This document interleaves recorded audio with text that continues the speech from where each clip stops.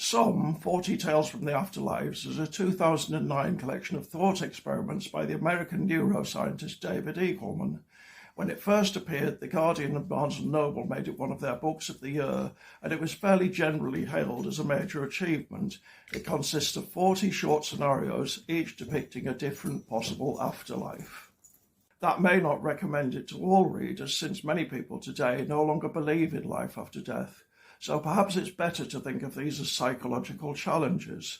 How would you feel or react if, for example, as happens in Subjunctive, one of the last stories in the book, you were to find yourself in company with every possible you your life could have produced?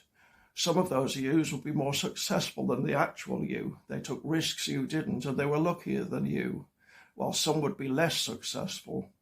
You don't have to speculate. Eagleman tells you exactly how that would feel, and he's quite convincing. What if we're specimens in some colossal experiment to discover what makes human relationships work, as in the story Adhesion? What if the beings who created us are much less intelligent than we are, as in Spirals? What if only sinners survive into the afterlife, whereas the souls of good people are extinguished, as in Perpetuity? These scenarios may sound bizarre. They are.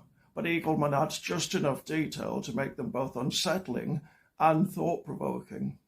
The book's title, Some, is taken from the first story in the collection. It begins, in the afterlife you relive all your experiences, but this time with events reshuffled into a new order.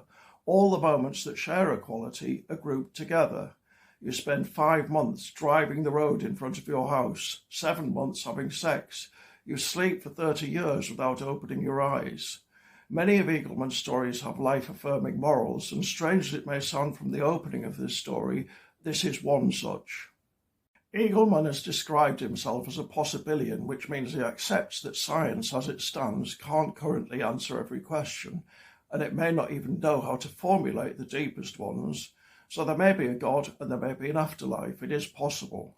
This has earned him criticism from some quarters, but it's obviously an entirely coherent position. Some is a short book, but not one to read quickly. It's a clear, witty, and scientifically well-informed pretext for serious contemplation, and it rewards repeated rereadings.